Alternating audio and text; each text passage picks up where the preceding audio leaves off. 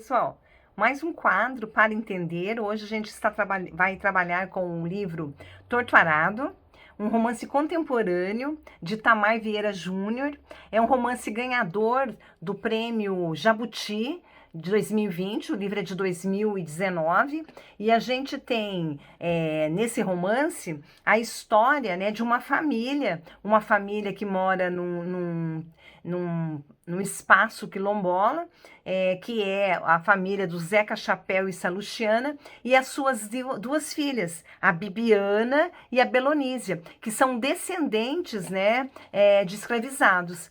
O local onde se passa a obra é uma fazenda fictícia chamada Fazenda Água Negra, um local que vai representar a síntese do sertão do Brasil, toda a sua problemática social, como, por exemplo, os grandes latifúndios, o trabalho que ainda continua sendo um trabalho servil, marcado muito pela violência, pelas secas, pelos hábitos, né, culturais, pelas religiosidades e lendas. Nós temos nesse romance uma obra de várias vozes, né? Nós vamos ter pontos de vistas variados, então a gente chama de uma obra polifônica, que é marcada pela narrativa, então, de duas irmãs, a Bibiana e a Belonísia, e de uma entidade encantada. E essas vozes femininas, elas vão expressar memórias de um imaginário coletivo. E esse imaginário coletivo perpassado por grandes desigualdades sociais.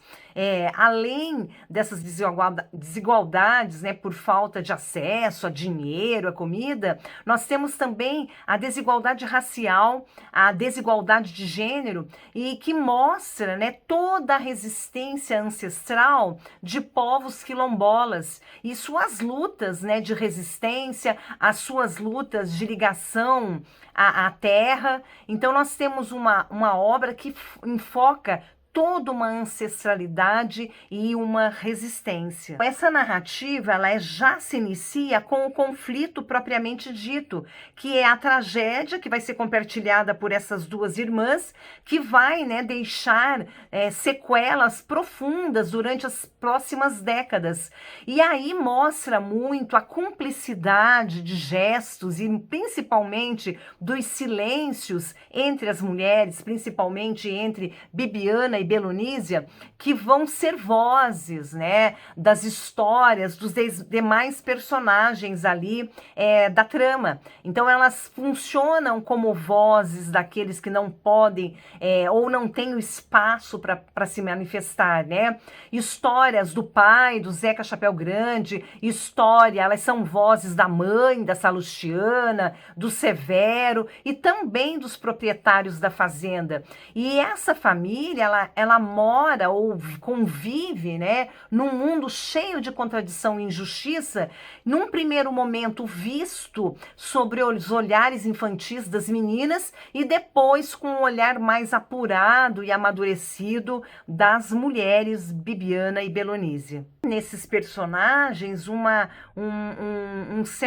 certa consciência da situação em que eles estão. Por exemplo, o Zeca Chapéu Grande, que é o pai das meninas, ele é um líder místico de uma seita chamada Jaré, né? E ele é exemplo, ele serve de exemplo para a maioria dessas famílias, né, que moram no entorno da fazenda. Ele aprende práticas de curandeirismo, né, com a mãe Donana, e ele vê a sua condição de trabalho na fazenda, assim como dos demais trabalhadores, com um certo fatalismo.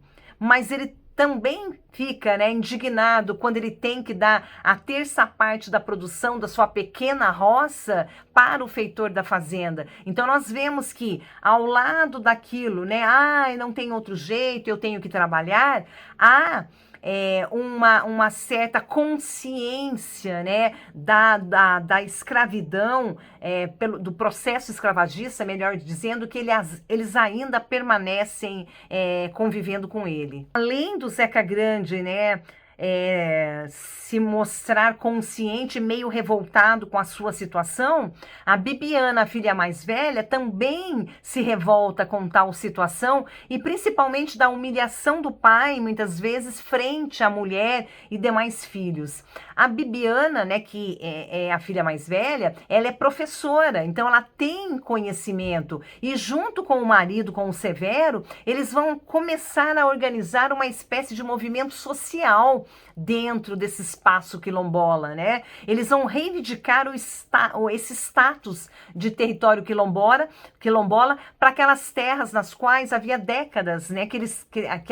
A família deles trabalhavam, mas não tinham a posse da terra. Então, há uma preocupação nessa conscientização, nesse movimento, né, de tomar a frente para se emancipar dessa questão da exploração e da servidão no qual esses personagens estão inseridos. O título Torturado, mais que o título da obra, né, ele representa um instrumento agrícola arcaico e obsoleto, que vai simbolizar as permanências do passado colonial. Então, o título nos diz muito. E as marcas, né, deletérias da escravidão que fundaram a formação da sociedade do Estado brasileiro e as mazelas que isso acarreta e acarretou, né, em vários territórios, né, aqui no nosso país. Então, o título nos diz muito sobre esse passado colonial e as consequências que nós vivenciamos até hoje, né? Então, na obra tem uma passagem que diz assim: